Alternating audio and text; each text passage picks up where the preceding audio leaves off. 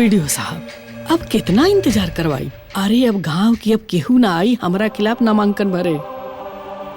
अब ग्राम सभा दीनदासपुर के निर्विरोध हमरा के ग्राम प्रधान घोषित कर दी।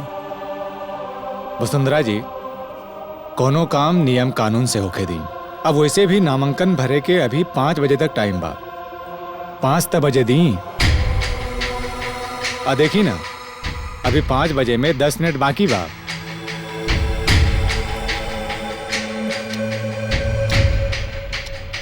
अरे वीडियो साहब, दिन भर केहू ना आई तो ये 10 मिनट में के आई? रहो बेकार में समय बर्बाद करतन।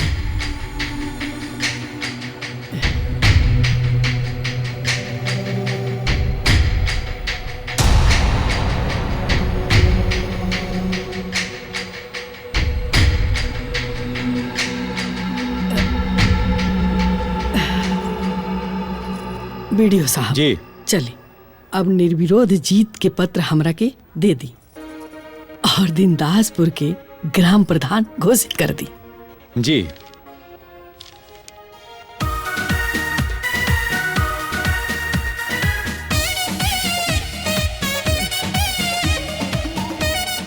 ये लीजिए, बधाई हो प्रधान बनने के लिए।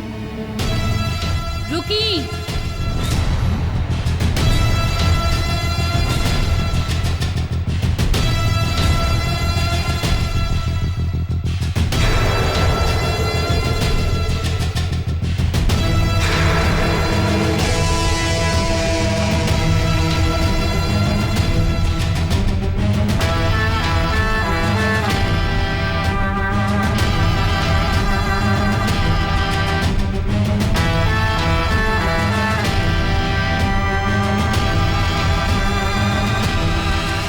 वीडियो साहब अभी हमार नामांकन भरल बाकी बा। ई रहल हमार नामांकन पत्र।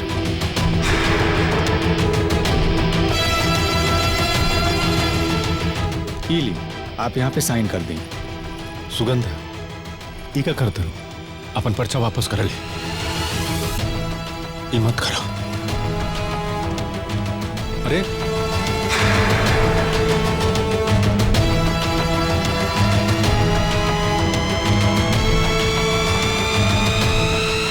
वसुंधरा जी, अब आप निर्विरोध उम्मीदवार ना बानी, काहे कि एक विरोधी प्रत्याशी सामने आ गई बा। अब हार जीत के फैसला जनता के हाथ में बा।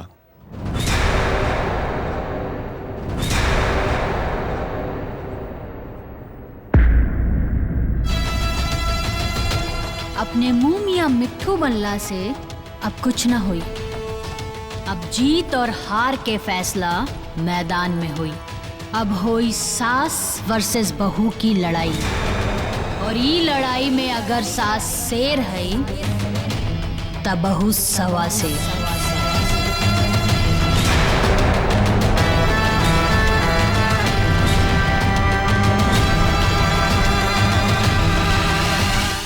आगे के परोसल थरिया ई मनहूस के चलते छीना गई। बाकी ये गांव में कोनो औरत के इतना हिम्मत ना रहे कि हमरा खिलाफ खड़ा हो जाए।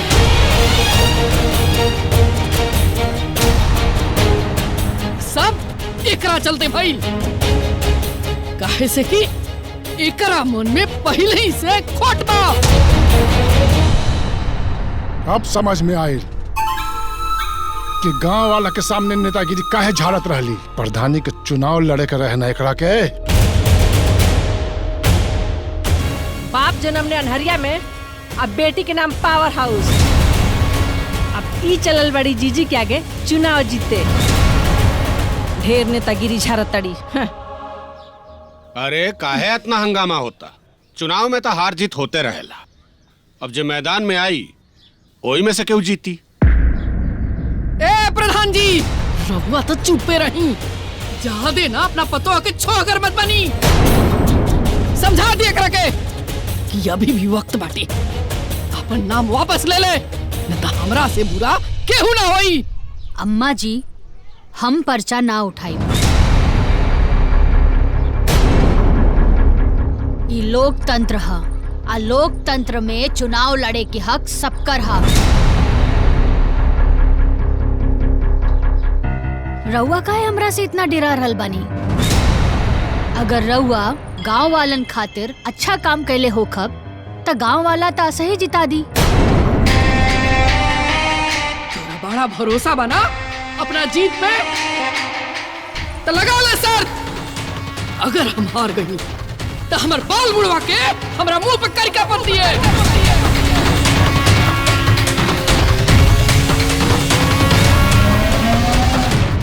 लेकिन अगर हम जीत गई ते हार गई तो हम बाल मुड़वा के तोरा मुंह पे करका पड़ दे। आप लगाओ सर,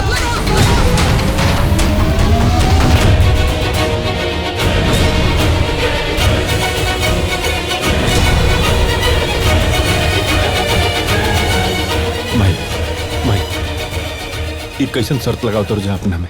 ई सब एक ही है ना? ई घर में ऐसन शर्त लगी मुंह में करीखा पोतल और बाल मुड़वल ठीक लगता है? ते हमार चिंता मत कर, ते अपना मेहरारू के चिंता कर। काहे से कि करीखा हमारा मुंह पे ना तोरा मेहरारू के मुंह पे पताई।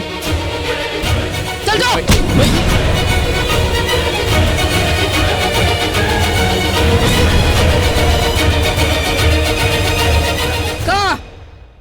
मंजूर बा सर?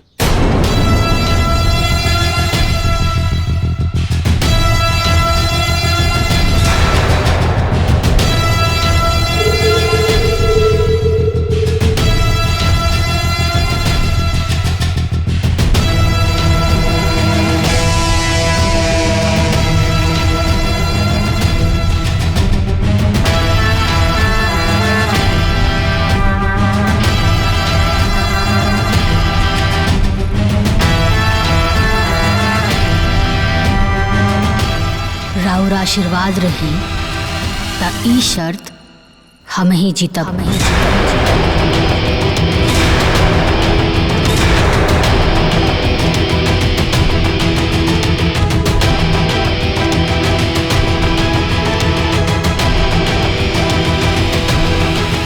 मंजूर बा हमरा के?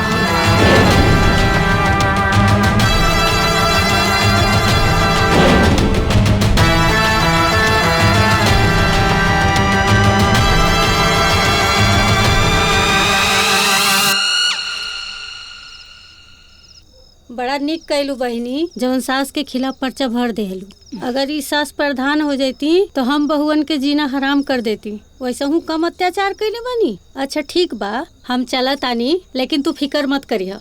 गांव के कुल बहुअन का वोट तोहके मिली। ठीक बा, हम चला तानी। हाँ प्रणाम।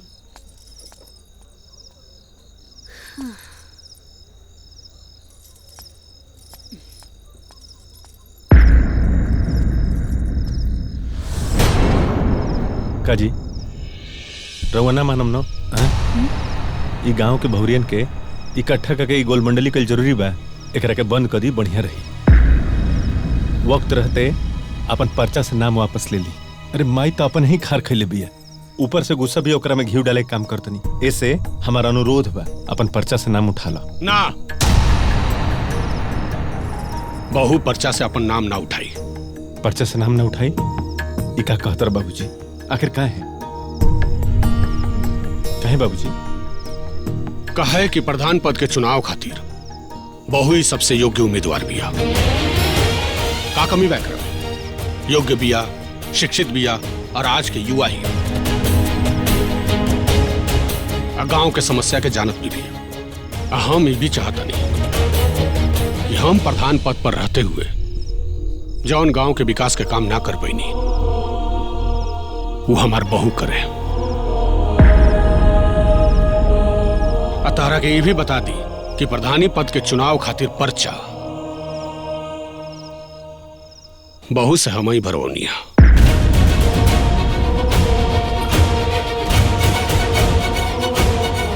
खुश रहा।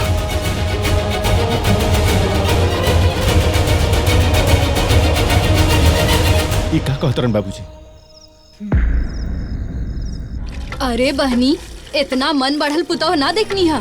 वो सास के सामने प्रधानी में खड़ा हो गई बिया। सही कहा तारो बिमला, वसुंधरा के जीतल बहुत जरूरी हवे, न तो पतोह लोगन के मन बढ़ जाई और वैसे ही अनबन ह ना सुनेली लोग। प्रधानी जीती हैं तो सुनिए, ई बार चुनाव में हमने सब सास लोग के एक साथ हो जाए के बा और जैसन भी हो वसुंधरा के जितावे के बा। कल ही उनका घरे पंचायत बैठल रहे, देखलू हो कि ना? पतोहिया पे ना दबाव बनावल जाता बहिनी। देखा अब की बार पतोहिया पर्चा में उठावत या कि ना? हैं? हाँ।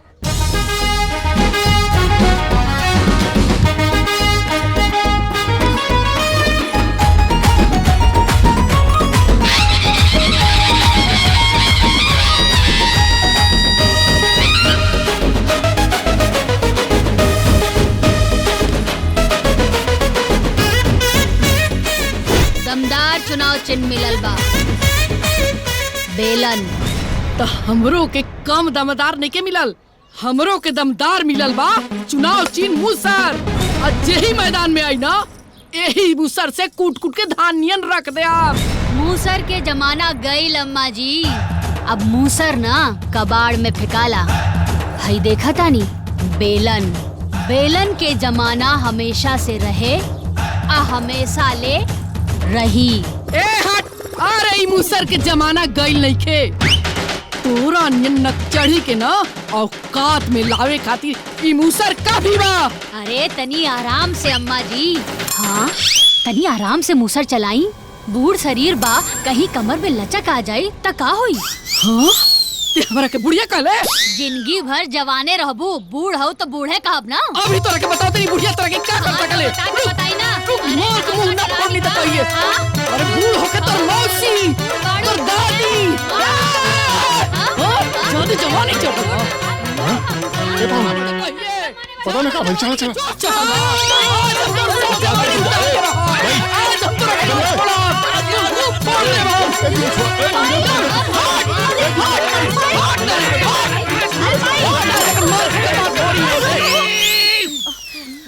मूसरा बेलन तोनी का आपस में मार कुटाई करे खातिर नहीं मिला। ये तोने के चुनाव चिन्ह।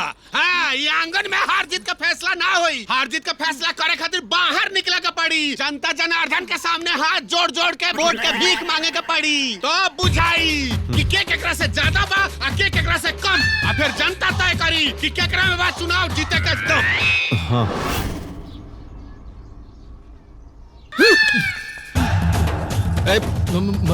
आपका भाई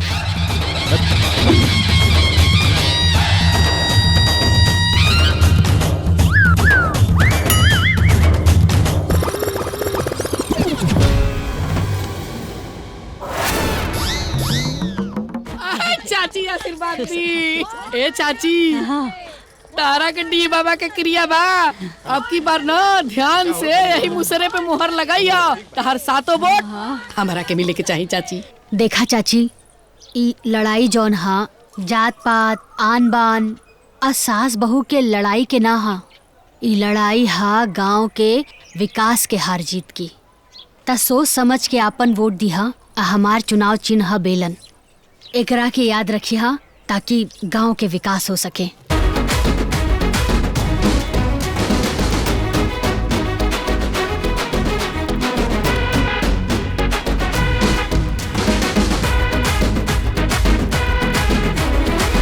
उहे वादा उहे नारा, आ गइल वोटिंग फिर दोबारा। प्रधानी के होवे लड़ाई, मुर्गा दारू रोज बटाई। खर्च देख खौले ससुर जी के लहू, हर मुसर वाली सास हर बेलन वाली बहू। हर मुसर वाली सास हर बेलन वाली बहू। अरे बहनी, अगर हम चुनाव जीत गए नीनू, ते गांव के स्कूल में बारात ठहरावे के उत्तम व्यवस्था कर दे। गांव के बड़ बुजुर्ग लोगन के अब कोनो चिंता करे के जरूरत नहीं खे। जैसे ही हम ई चुनाव जीतब, सबसे पहले रउआ लोगन के वृद्धा पेंशन योजना चालू करवाई। बस रउआ लोगन के हमार चुनाव चिन्ह याद रखे के बा, बेलन। बेलन पे ही वोट देवे के बा चाची। और तो और एक गांव में इंटरनेशनल एयरपोर्ट खुलवा दे। ये मैं क्या बोल रही तू? अरे चुप रहो ना रे। राउर जौन बेटवा सऊदीया में रहला नू, ओई जे जहाज पे चढ़ी अब फौर से जा उतरी गांव में। अरे वाह। हाई मूसर छाप पे वोट दे हम, भूलब मत। सुगंधा देवी जिंदाबाद, सुगंधा देवी जिंदाबाद। बदलाव के बाटे मौका जी, ना खई हो अब धोखा जी। बहुआ के पकड़ी पान तो सास आके रगड़ी ना। केकरा करी खा पताई, केकरा हाथ जित के लौटू। और मुसर वाली सास हर बेलन वाली बहू। हर मुसर वाली सास हर बेलन वाली बहू।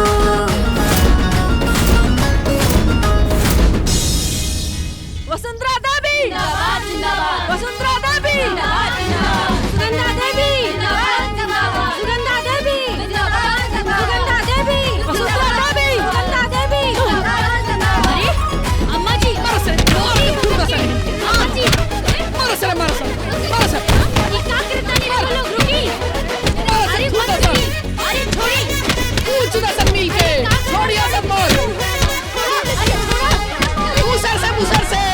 हाँ, मारो से। अरे छोड़ता ना। अरे छोटा। कूद जे, कूद। अरे मत झगड़ा करी। मार। अरे मत झगड़ा करी। और मार। मत झगड़ा कूद दे।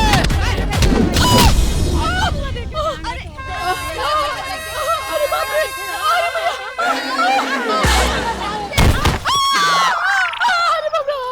कुछ ना दीदी। अरे बाप रे बाप। अरे माई रे माई मर गई नहीं रे दादा। भैया आराम से।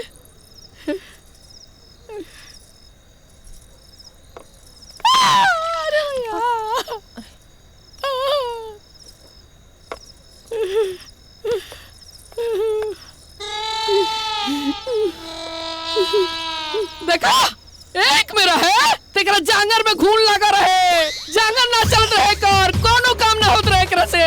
आप देखा गावे गावे घामा में घूम के प्रचारों कर दिया।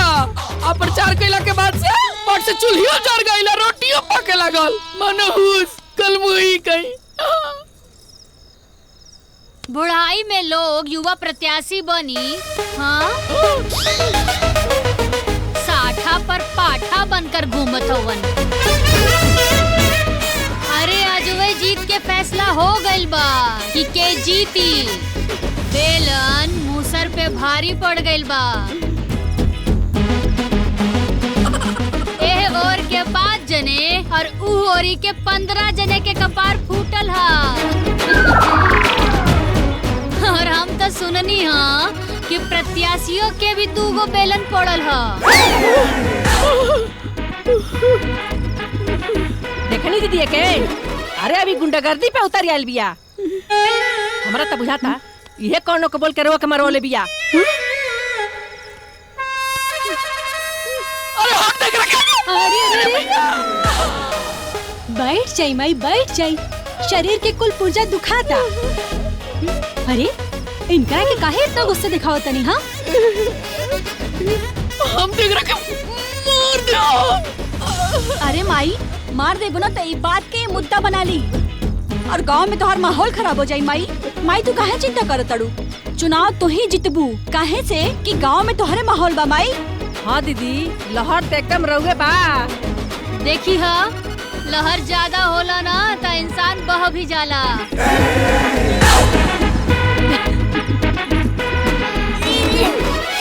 माई दक्षिण टोला के अपन 230 वोट बा। कितना बा? 230। 230। अच्छा। और उत्तर टोला के 270 वोट बा। उत्तर टोला का कितना बा? 270। 270।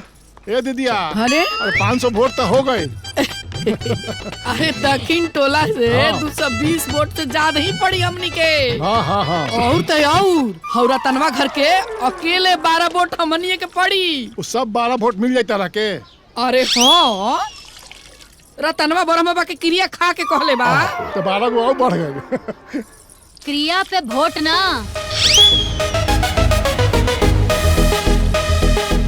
विकास का कइला पे वोट मिलेला। और हिजा बैठ के ऐसे गिनती होता वोटन के कि जैसे प्रधानमंत्री के सब हरा दिए।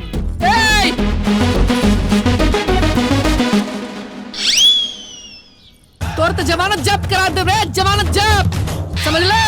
घर के सारा वोट हमारे मिली। काजी? नो नो। हाँ? अरे का हाना हाना करके हकला तनी? सीधे सीधे बोले कि हाँ। बड़ी कस का बाथरूम ला। 2 मिनट में आ गई। अरे रुकी महाराज, रुकी ना। अरे रुकी ना। ये बिना पेंदी के लोटा बाड़े। हमरा खाली इनकरे वोट पे भरोसा नहीं के, जान ले। अरे एकरा के ही कहल जाला कि अगर विकास ना होला तब वोट असही भाग जाला। भाग जी का बुआ?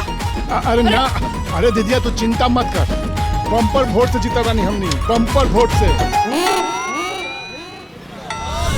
ये इलाका भाई, ये जुलूस से क्या होता हो? अरे वो तो है वसुंधरा देवी जिंदाबाद जिंदाबाद। आगे आगे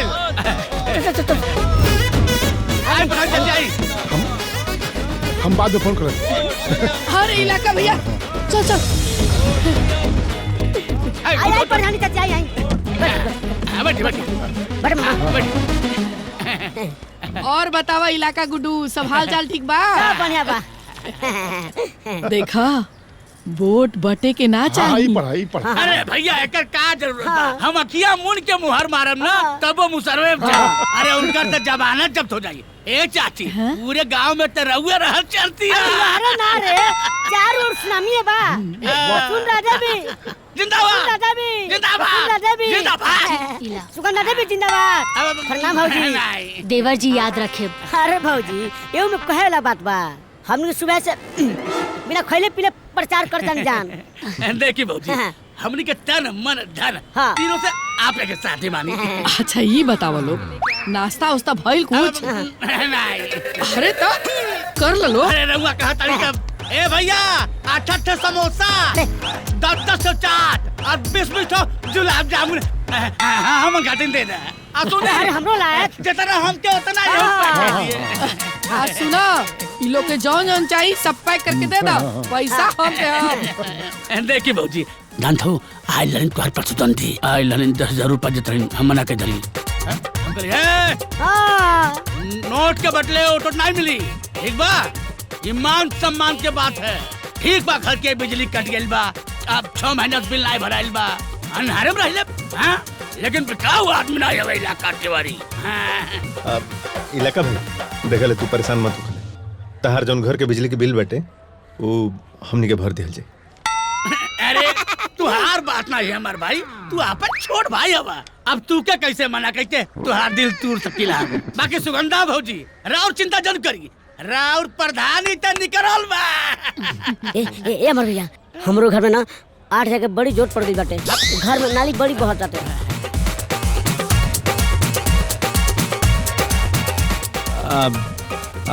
ठीक बा, तू परेशान मत हो जी। जिंदाबाद, घर घर की है यही पुकार। आपन पसंदीदा फिल्म देखे खातिर डाउनलोड करी दंगल प्ले ऐप।